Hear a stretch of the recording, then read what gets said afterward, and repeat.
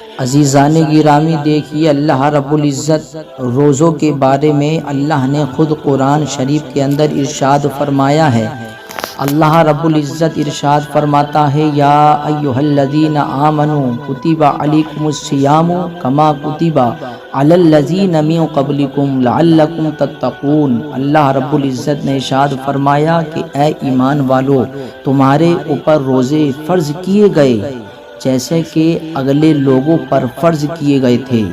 اور روزے فرض کس لیے کیے گئے؟ لعلکم تتقون، تاکہ تم متقی اور پرہیزگار بن جاؤ، تاکہ تمہیں پرہیزگاری حاصل ہو، تاکہ تم متقی اور پرہیزگار بن جاؤ۔ عزیزان گرامی، اللہ رب العزت نے قرآن شریف کے اندر روزے فرض کرنے کا حکم دیا، یعنی روزے یہ فرض ہیں انسانوں کے اوپر، ہر مسلمان عاقل بالغ کے اوپر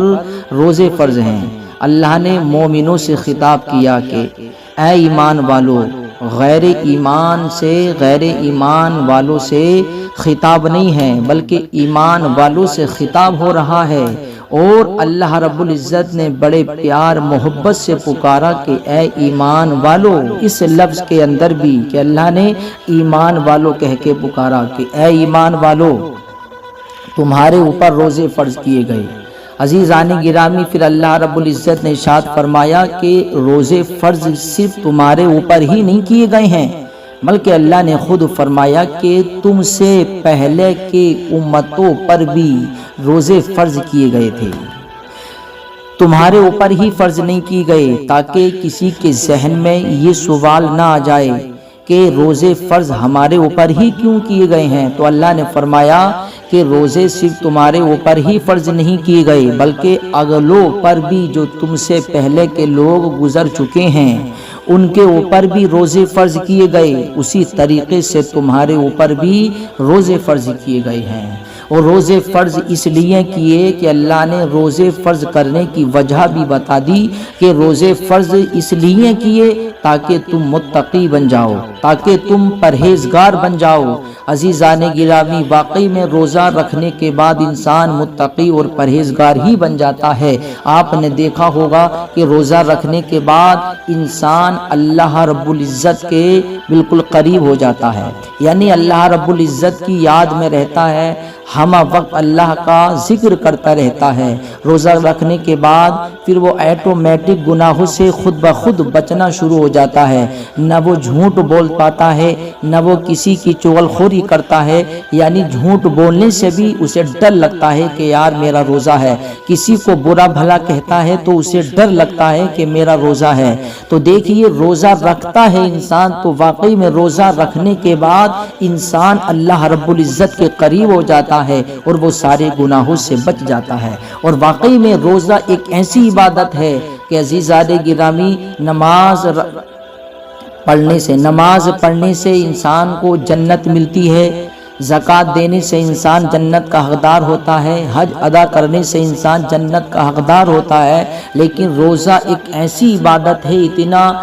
بہترین عمل ہے، اتنی پیاری عبادت ہے روزہ کہ عزیزان گرامی، خود اللہ رب العزت نے ارشاد فرمایا کہ صوم لی وانا اجزی بہ۔ اللہ نے ارشاد فرمایا کہ روزہ میرے لیے ہے اور روزے کی جزا میں خود دیتا ہوں۔ اور دوسری روایت میں یہ بھی آتا ہے، اللہ نے فرمایا روزہ میرے لیے ہے اور روزے کی جزا میں خود ہوں۔ تو دیکھیے عزیزان گرامی، اور عبادت کرنے سے جنت ملتی ہے، لیکن روزہ ایسی عبادت ہے، روزہ رکھنے سے خود پروردگار عالم ملتا ہے۔ تو دیکھیے عزیزان گرامی، واقعی میں روزہ اتنی پیاری عبادت ہے، روزہ اتنی بہترین عبادت ہے۔ پھر اللہ رب العزت نے اس آیت کریمہ میں خود ارشاد فرمایا کہ اے مسلمانوں، تمہیں ایسا عمل بتاتے ہیں، اللہ نے فرمایا کہ اے مسلمانوں، تمہیں ایسا عمل بتاتے ہیں جو تقوی کی اصل ہے، وہ یہ کہ تم پر روزے فرض کیے، کہ یہ تمہارے لیے کوئی نئی بات نہیں ہے۔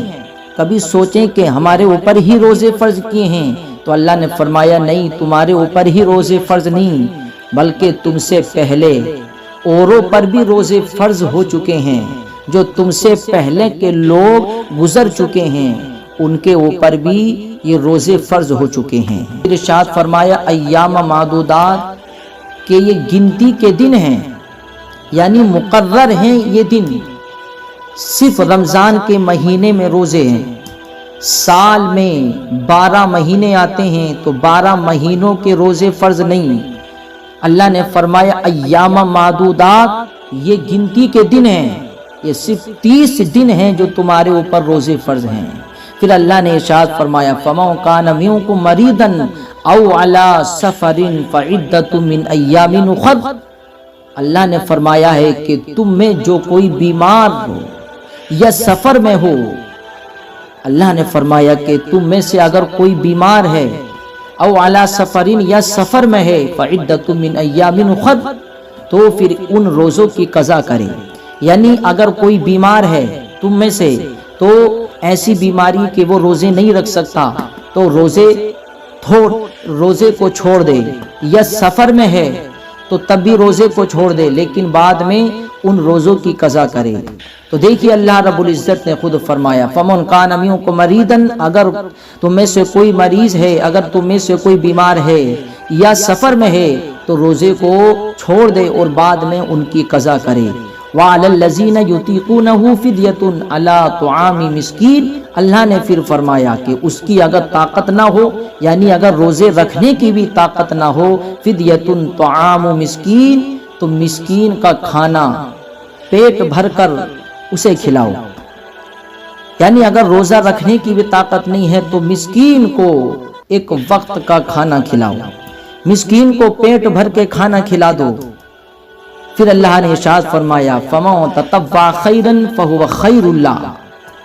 کہ جو نیکی زیادہ کرے تو اس کے لیے بہتر ہے، یعنی جو نیکی میں زیادہ کرے، یعنی طاقت نہیں ہے روزہ رکھنے کی، اگر بیمار ہے بیماری کی حالت میں بھی روزہ رکھنے کی طاقت نہیں ہے، سفر میں ہے سفر مشکل ہے اس میں بھی روزہ رکھنا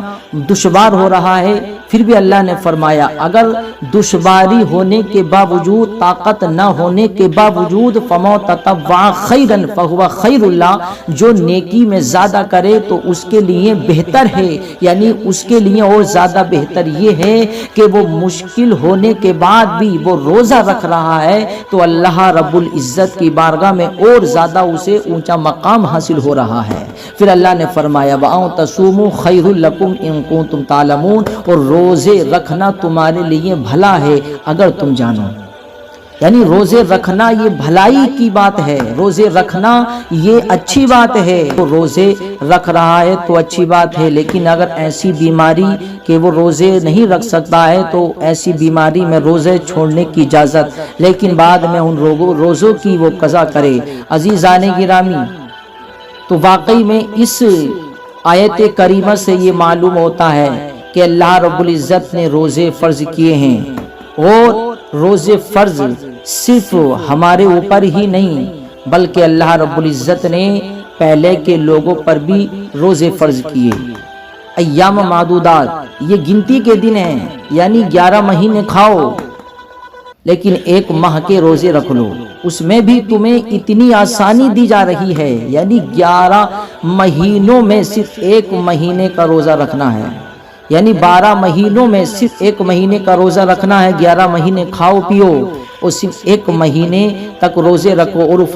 اور پھر اس میں بھی اتنی آسانی دی جا رہی ہے کہ جو بیمار ہو یا بیماری کا صحیح اندیشہ کرتا ہو مگر بیماری بھی ایسی ہو جس کے لیے روزہ مضر ہو، یا جو سفر میں ہو اسے اختیار ہے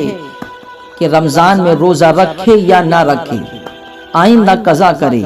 یعنی اللہ نے اتنی بھی مہلت دی کہ اگر بیمار ہے کوئی یا سفر میں ہے تو اسے اجازت ہے کہ وہ روزہ رکھے یا روزہ نہ رکھے، بعد میں پھر اس کی قضا کر لے، اگر چھوڑ رہا ہے تو بعد میں ان روزوں کی قضا کر لے۔ اور جو بوڑھے یا مریض، پھر اللہ نے اتنی بھی مہلت دی کہ جو روزے رکھنے کی طاقت بھی نہ رکھتے ہوں تو ان پر ہر روزے کے عوض 1 مسکین کی خوراک بدلہ دے دینا ہے۔ یعنی اگر ایسی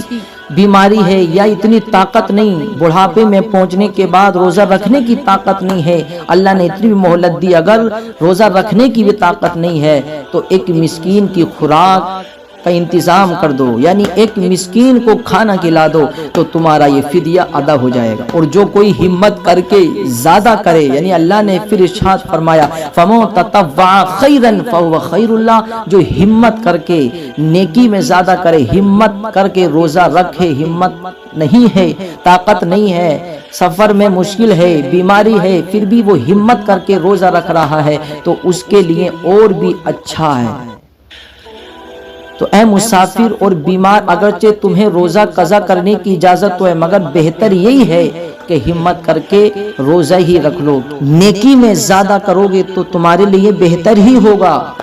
کیونکہ موت کا کوئی بھروسہ ہی نہیں ہے۔ آئندہ سال یہ روزے ہمیں ملیں یا نہ ملیں، دیکھنے نصیب ہوں یا نہ ہوں، تو اس لیے ہمت کر کے روزے کو رکھ لیا جائے، کیونکہ عبادت میں جلدی کرنا بہتر ہے۔ اور اس میں کیا بھلائی ہے، اللہ نے فرمایا اگر تم جان لو، اگر تم اس میں کیا بھلائی ہے جان لو تو کبھی بھی ان روزوں کو قضا نہیں کرو گے۔ تو میرے عزیزو دیکھیے اللہ رب العزت نے کتنے پیارے انداز میں ہم سب کو سمجھایا ہے۔ تو واقعی میں روزے یہ فرض ہیں، روزے کو ترک نہیں کرنا چاہیے، بلکہ طاقت ہونے کے بعد بھی روزے چھوڑنے والا بہت بڑا گنہگار انسان ہے۔